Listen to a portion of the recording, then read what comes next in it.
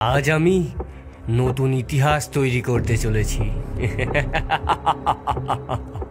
সেই মূর্তিটির মুখে রক্ত লেগে মূর্তিটি আরো ভয়ঙ্কর দেখতে লাগলো।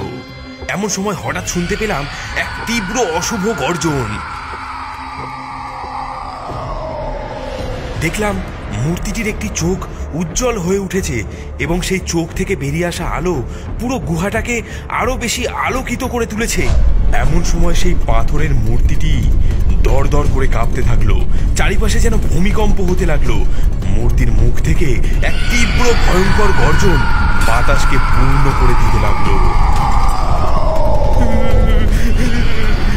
এবার আমাদের কি হবে? আমরা এখানে এসে অনেক বড় ভুল করে ফেলেছি। ওলাই সাবধান!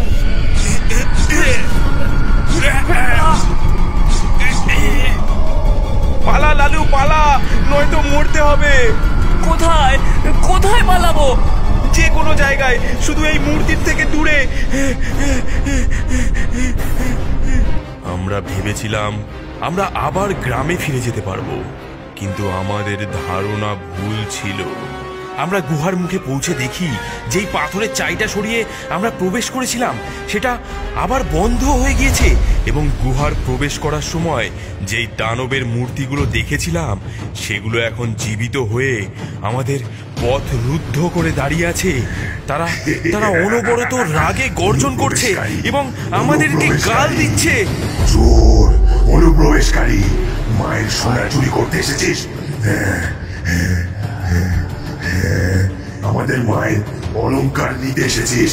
বলি দেব তোদের, বলি।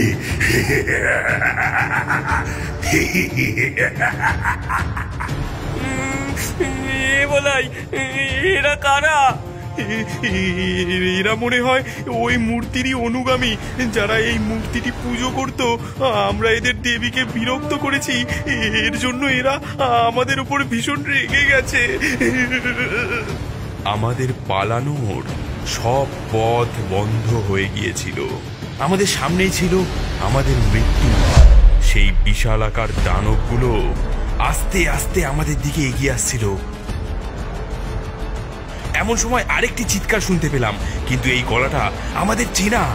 বলাই লালু, তোদের আর কোনো ভয় নেই, আমি চলে এসেছি। ইনি আমার বাবার বন্ধু ষষ্ঠী কাকা। মধু খুঁজতে ইনিও আমাদের সঙ্গে এসেছিলেন।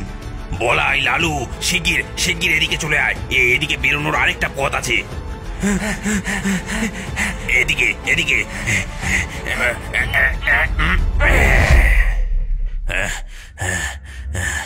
অনেকক্ষণ ধরে তোদের দেখতে পাচ্ছিলাম না বলে এই বন জঙ্গলে কোথায় গেলি?